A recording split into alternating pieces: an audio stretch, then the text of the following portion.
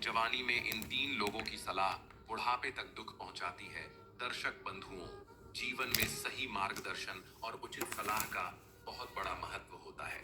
कई बार हम जवानी में जो निर्णय लेते हैं वे हमारे पूरे जीवन की दिशा तय कर देते हैं। लेकिन क्या आप जानते हैं कि तीन प्रकार के लोगों की दी गई गलत सलाह आपका जीवन बर्बाद कर सकती है। जवानी में इन लोगों की बातें मान ली जाएं तो बुढ़ापा पछतावे और दुख से भर जाता है। अब सवाल यह है, कौन है ये तीन लोग, कैसे इनकी सलाह हमारे लिए घातक बन सकती है। आज हम आपको एक ऐसी सीख देने वाले हैं जो आपको जीवन भर याद रहेगी, इसलिए इस वीडियो को अंत तक जरूर देखें। तो चलिए शुरू करते हैं। लेकिन आगे बढ़ने से पहले आपको बता दें कि गरुड़ पुराण में कहा गया है कि कथा हो या सीख अगर बीच में छोड़ दिया जाता है तो वह पाप की श्रेणी में आता है। तो आपसे निवेदन है कि वीडियो को अंत तक पूरा देखें और अगर आप एक सनातनी हैं तो वीडियो को लाइक करके चैनल को सब्सक्राइब जरूर कर लें। तो चलिए कथा शुरू करते हैं। पुराने समय में एक नगर था जिसे चरित्र नगर कहा जाता था। वहां सेठ कर्मचंद नाम के एक धर्मपरायण व्यापारी रहते थे। वे अनाज के व्यापार में लगे रहते और पूरे मन से मेहनत करते थे। वे फसल के मौसम में दूर दूर से अनाज खरीद कर अपने भंडार में जमा कर लेते और पूरे वर्ष उसे उचित लाभ पर बेचते। उनके घर में उनकी धर्मपत्नी और एक पुत्र रहते थे। पुत्र का नाम शशिकांत था, जो एकलौता संतान होने के कारण माता पिता के अत्यधिक स्नेह का पात्र था। क्योंकि सेठ सेठानी उसे किसी प्रकार का कार्य नहीं सौंपते थे, वह अपना अधिकतर समय मित्रों के साथ व्यतीत करता। उसके मित्र भी वैसे ही थे, बेफिक्र, स्वच्छंद और कामकाज से दूर। नगर की गलियों में घूमते फिरते समय व्यर्थ नष्ट कर देते। शशिकांत का एक बहुत घनिष्ठ मित्र था, अजित। अजित जो भी कहता, शशिकांत उसे बिना सोचे समझे मान लेता। सेठ कर्मचंद अपने व्यापार में इतने व्यस्त रहते कि घर पर बहुत कम समय दे पाते। कभी अनाज की खरीदारी के लिए बाहर जाते तो कभी अपनी दुकान पर बैठकर व्यापार में लगे रहते। प्रातःकाल घर से निकलते और देर रात लौटते, जिससे न तो पत्नी से अधिक वार्तालाप हो पाता और न ही पुत्र से। दिन भर की थकान के कारण वे भोजन कर विश्राम कर लेते। यही उनकी दिनचर्या थी। एक दिन उनकी धर्मपत्नी ने कहा, स्वामी, आप सदा व्यापार में व्यस्त रहते हैं, किंतु घर गृहस्थी का भी विचार करें। हमारा पुत्र अब बड़ा हो चला है, उसका विवाह कर देने का उचित समय आ गया है। उन्होंने आगे कहा, शशिकांत का मित्र अजित, जो उससे छोटा था, अब विवाह के पश्चात घर गृहस्थी में रम गया है। अब वह नगर में बहुत कम दिखाई पड़ता है, अपने पिता के कार्य में हाथ बटाने लगा है। हमें भी अपने पुत्र को जिम्मेदारी सौंपनी चाहिए। विवाह के बाद घर को संबल मिलेगा और आपको भी विश्राम मिलेगा। पत्नी की संगति आलसी को भी कर्मठ बना देती है। निपट अज्ञानी भी गृहस्थ जीवन में आकर चतुर बन जाता है। आप स्वयं ही सोचिए, विवाह से पूर्व आपका जीवन कितना संघर्षपूर्ण था, किंतु विवाह के बाद जब हमारे विचार मिले, आपने मुझ पर विश्वास किया, तो हमारा जीवन सुख समृद्धि से भर गया। उन्होंने समझाते हुए कहा, हमारे लाख कहने पर भी शशिकांत हमारी बात नहीं मानेगा, किंतु उसकी पत्नी कहेगी तो वह हर कठिन कार्य को भी सहजता से कर डालेगा। इसलिए आप शीघ्र उसका विवाह करा दीजिए। उन्होंने एक और आग्रह किया, हम चाहते हैं कि विवाह नगर में नहीं, किसी गांव में हो। गांव की कन्याएं अत्यंत संस्कारी होती हैं। वे अपने सास ससुर को माता पिता के समान मानकर सेवा करती हैं, जबकि नगर की कन्याओं में यह गुण बहुत कम देखने को मिलता है। सेठ कर्मचंद मुस्कुराए और बोले, भाग्यवान, तुम भी तो नगर की ही हो, फिर नगर की निंदा क्यों कर रही हो? तुमने तो हमारे माता पिता की सेवा में कभी कोई कमी नहीं आने दी। धर्मपत्नी ने उत्तर दिया, स्वामी, वह समय और था, यह समय और है। आज की कन्याओं की सोच भिन्न हो गई है। सेठ बोले, ठीक है, जैसा तुम कहो। 1 माह बाद फसल पक जाएगी, तब हमें फिर से व्यापार के लिए गांव जाना होगा। वहीं अपने मित्र दीनानाथ से इस विषय में चर्चा करूंगा। वे हमारे लिए संस्कारी कन्या का चयन कर देंगे। हम शीघ्र ही अपने घर बहू लाने का प्रयास करेंगे। दीनानाथ जी तालगांव में रहते थे। उनके घर में उनकी धर्मपत्नी और एक अत्यंत सुशील कन्या थी, जिसका नाम मीरा था। मीरा बहुत सुंदर तो नहीं थी, लेकिन उसमें कोई कमी भी नहीं थी। उसका रंग सांवला था और गरीब घर की बेटी होने के कारण उसे खेतों में काम करना पड़ता था। दिन भर धूप और छांव का सामना करने से उसका रंग और भी गहरा हो गया था। लेकिन असली सुंदरता रूप में नहीं, बल्कि संस्कारों में होती है, और मीरा संस्कारों की खान थी। वह विनम्र, गुणी और सेवा भाव से परिपूर्ण थी। दीनानाथ जी की यह प्रार्थना थी कि उनकी बेटी का विवाह किसी अच्छे और संस्कारी घर में हो, जहां उसे हर सुख सुविधा मिले और जीवन में कोई कष्ट न आए। हर पिता की यही अभिलाषा होती है कि उसकी बेटी सुखी और समृद्ध रहे। दीनानाथ जी भी यही चाहते थे, लेकिन उनकी पत्नी इस विषय में सतर्क थी। उनका मानना था कि बेटी का विवाह धनवान परिवार में अवश्य हो, किंतु सत्य छिपाकर नहीं, लड़की को दिखाकर। यदि परिवार को पसंद आए तो ही रिश्ता आगे बढ़ाया जाए, अन्यथा किसी साधारण किंतु अच्छे संस्कारों वाले घर में विवाह कर देना ही उचित रहेगा। सेठ कर्मचंद जब भी गांवों में अनाज खरीदने के लिए आते तो 2-1 दिन दीनानाथ जी के घर अवश्य ठहरते। उन दिनों उनका सत्कार और भोजन की व्यवस्था मीरा ही संभालती।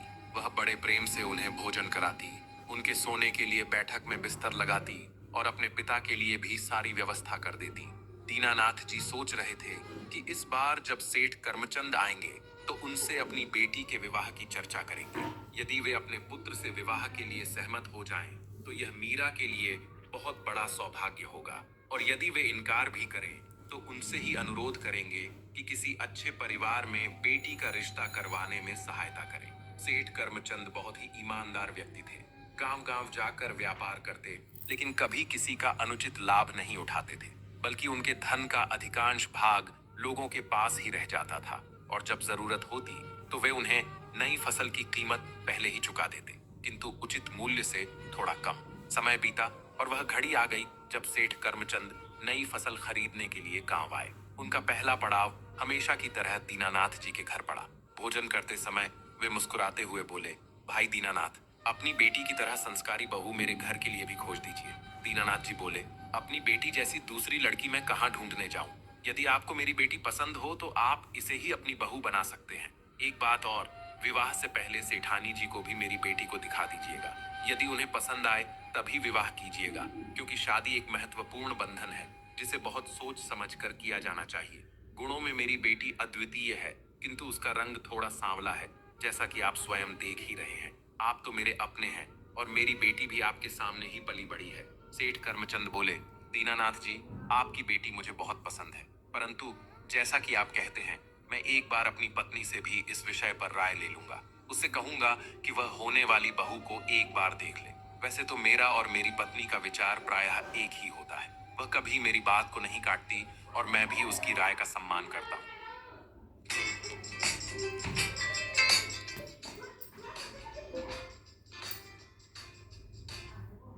पति पत्नी का रिश्ता परस्पर सम्मान पर टिका होता है। जब यह सम्मान बना रहता है तो घर स्वर्ग समान हो जाता है। वरना मैंने ऐसे भी दंपत्ति देखे हैं जो एक ही छत के नीचे रहते हुए भी वर्षों तक अजनबी बने रहते हैं।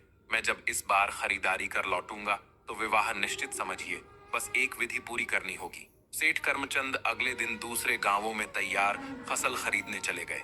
वे 1 माह तक वहीं व्यस्त रहे। जब उनका कार्य पूरा हुआ तो नगर लौटने लगे। लौटते समय उनका अंतिम पड़ाव हमेशा की तरह दीनानाथ जी के यहाँ पड़ा। इस बार उन्होंने खुलकर अपने पुत्र शशिकांत और मीरा के विवाह पर चर्चा की और फिर नगर लौट आए।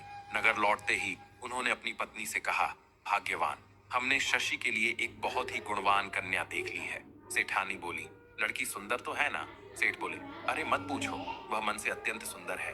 तुम स्वयं चलकर देख लो, फिर हम विवाह की तिथि निश्चित कर लेंगे। स्त्री बोली, जब आप देख चुके हैं तो मुझे क्या देखने की आवश्यकता? क्या आप मुझसे झूठ बोलेंगे? अरे, हर कार्य आप ही करते हैं और बहुत अच्छे से करते हैं। मेरे अनुमान से भी कहीं अधिक अच्छे निर्णय लेते हैं। आप निश्चिंत होकर बेटे का विवाह कीजिए। बहू आपकी पसंद की है तो निस्संदेह वह सर्वोत्तम ही होगी। सेठ को संतोष हुआ कि उनकी पत्नी भी उनके निर्णय से सहमत है। वे पुनः दीनानाथ जी के पास गए और विवाह की स्वीकृति दे आए। अगले ही माह मीरा बहू बनकर सेठ के घर आ गई। जब सेठानी ने बहू को देखा तो गुस्से से बोली, मैंने आपसे सुंदर बहू लाने को कहा था और आप एक काली लड़की उठा लाए। हमें नहीं लगता कि शशि उसे पसंद करेगा। यदि उसने अस्वीकार कर दिया तो यह आपके लिए कठिनाई खड़ी कर देगा। सेठ बोले, भाग्यवान, तुम भी कैसी बातें कर रही हो? मैंने तुमसे कहा था कि आकर बहू को देख लो, पर तुमने टाल दिया।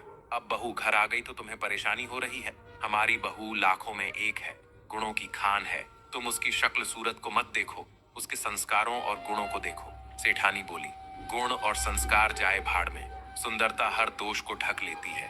आप मेरे बेटे को जूते की टोपी पहना दिए हैं। सेठ गंभीर होकर बोले, तुम्हारा बेटा अभी तक बाप की कमाई पर निर्भर है। उसने अपने लिए कभी एक कपड़ा तक नहीं खरीदा। यदि मैंने आंखें मूंद ली तो उसे कोई संभालने वाला नहीं होगा। और वैसे भी निकम्मे लोग ही परियों के ख्वाब देखा करते हैं। तुम कान खोलकर सुन लो, विवाह कोई गुड्डे गुड़ियों का खेल नहीं होता। ये 7 जन्मों का साथ होता है। ये कोई पहली बार उसकी पत्नी बनकर नहीं आई है, बल्कि पिछले कई जन्मों से उसकी संगिनी रही है। परमात्मा ने स्वयं इसे हमारे घर भेजा है। अब यह घर की लक्ष्मी है और हमें इसे पूरे प्रेम और सम्मान से अपनाना चाहिए। सेठ काम से दूसरे नगर जाने की तैयारी कर रहे थे। उन्होंने अपनी पत्नी से कहा, मैं आवश्यक कार्य से बाहर जा रहा हूँ, परसों तक लौट आऊंगा, तुम बहू का ख्याल रखना। उधर शशिकांत का मन उसके मित्र अजित ने भ्रमित कर दिया था। अजित जब भी मिलता अपनी पत्नी की प्रशंसा करता और कहता, मेरी पत्नी तो फूल जैसी कोमल है, इतनी सुंदर कि उसे छूने से भी डर लगता है कि कहीं मुरझा ना जाए। मेरी माँ उसे कभी पलंग से नीचे उतरने ही नहीं देती। उसके लिए एक नौकरानी रखी गई है। उसकी ठाठ किसी महारानी से कम नहीं। जब उसके पास बैठता हूँ तो बस उसे देखते रहने का मन करता है। चाहता हूँ कि पूरी जिंदगी बस उसे ही निहारता रहूं। इन बातों को सुन सुनकर शशि ने भी अपनी कल्पना में एक परी जैसी पत्नी की छवि बना ली थी। उसने सोचा कि उसकी पत्नी भी फूल जैसी कोमल होगी। उसके लंबे काले घुंघराले बाल होंगे, हिरनी जैसी आंखें होंगी, गुलाब की पंखुड़ियों जैसा खिला हुआ चेहरा होगा। कुल मिलाकर वह स्वर्ग की अप्सरा जैसी होगी। लेकिन जब सुहाग रात को वह डरते डरते अपनी पत्नी के पास गया और घूंघट हटाया तो चौंक कर पीछे हट गया। सामने सांवली रंगत वाली लड़की थी जो उसकी कल्पना के ठीक विपरीत थी। वह मन ही मन सोचने लगा कि इससे अच्छी तो हमारे घर की नौकरानी थी। वह झटके से कमरे से बाहर निकला और क्रोध में माँ के पास गया। गुस्से से बोला, माँ, ये मेरे साथ कैसा मजाक हुआ है? ये लड़की है या भैंस? मैं ऐसी पत्नी के साथ नहीं रह सकता। मुझे यह बिल्कुल भी पसंद नहीं। माँ ने उसे शांत करने की कोशिश की और कहा, बेटा, किसी भी लड़की में दोष नहीं होता। दोष तो हमारी सोच में होता है। यदि तुम उसे दिल की नजर से देखोगे तो वह तुम्हें किसी परी से कम नहीं लगेगी। वह बहुत गुणवान है, हमारे घर को अच्छे से संभालेगी। शशि गुस्से से बोला, माँ, तुम व्यर्थ बातें मत करो और मेरा दिल मत जलाओ। मैं ऐसी पत्नी को स्वीकार नहीं कर सकता। कान खोलकर सुन लो, या तो यह घर में रहेगी या मैं। यदि यह कल सुबह तक इस घर से नहीं गई तो मैं अपनी जान दे दूंगा। माँ बेटे के इस रूप को देखकर घबरा गई। बहू भी अपने पति की बातें सुन रही थी। वह बड़े घर की बहू बनकर खुश थी। मन में कई सपने संजोए थे, लेकिन एक ही पल में सब बिखर गए। शशि अपनी बात कहकर घर से निकल गया। माँ परेशान थी कि अब वह कहाँ गया। वह तो सामने भी नहीं था कि उसे समझाने की कोशिश करती, उसके गृहस्थ जीवन को बचाने के लिए उसके पैर पकड़ लेती। माँ धर्म संकट में थी। बहू को कैसे घर से जाने को कहे? और यदि बहू नहीं गई तो क्या शशि सचमुच अपनी जान दे देगा? बहुत सोचने के बाद सेठानी ने तय किया कि फैसला बहू पर छोड़ देना ही उचित होगा। यदि उसमें अपने पति के प्रति प्रेम होगा तो वह स्वयं ही घर छोड़कर चली जाएगी, और यदि प्रेम नहीं होगा तो घर में रहकर उसके मरने का इंतजार करेगी। वह बहू के पास गई, उसका हाथ थामा और दुख भरी वाणी में बोली, बेटी, तू समझदार है, ये फैसला तुझे ही करना होगा। तू अपने पति को जीवित देखना चाहती है या मृत? यदि वह जीवित रहा तो एक दिन अपनी गलती का एहसास होगा और तुझे वापस बुला लेगा। लेकिन यदि उसने आत्महत्या कर ली तो तेरा जीवन विधवा के रूप में बीत जाएगा। यह कलंक तेरा जीवन भर पीछा नहीं छोड़ेगा। लोग तुझ पर उंगली उठाएंगे, कहेंगे कि शादी के दिन ही अपने पति को खा गई। सेठानी ने बहू को समझाते हुए कहा, बेटी, स्त्री का जन्म ही त्याग के लिए होता है। वह जीवन भर त्याग करती रहती है। विवाह के बाद वह अपने माता पिता का त्याग करती है, फिर पति के सुख के लिए अपने मन के अरमानों को छोड़ देती है। जब संतान होती है तो उसके सुख के लिए अपने जीवन की खुशियों तक का त्याग कर देती है। त्याग ही नारी का सच्चा आभूषण है। मैं तेरी पीड़ा समझती हूँ, लेकिन यदि तू अपने पति के लिए घर छोड़कर जा रही है तो मैं तुझे धन से सहायता कर सकती हूँ। परंतु बहू ने विनम्रता से उत्तर दिया, नहीं माँ जी, मुझे आपके घर से कुछ नहीं चाहिए। मैं कुछ भी लेकर नहीं जाऊंगी। ये गहने और वस्त्र मेरे किसी काम के नहीं है। मैं अपने पुराने वस्त्रों में ही जाऊंगी। ऐसे घर में क्या रहना जहां पति ही स्वीकार न करे। भोर के समय वह भगवान का नाम लेकर घर से निकल पड़ी। उसे नहीं पता था कि कहाँ जाना है। वह चलते चलते दोपहर तक एक जंगल के पास पहुंच गई। भूख प्यास से व्याकुल थी, लेकिन किससे पानी मांगे, किससे भोजन मांगे। वह धीरे धीरे जंगल में प्रवेश कर गई। इसी जंगल में एक वृद्ध पुरुष आ रहे थे। वे कोई साधारण व्यक्ति नहीं, बल्कि आयुर्वेद और चमत्कारी औषधियों के महान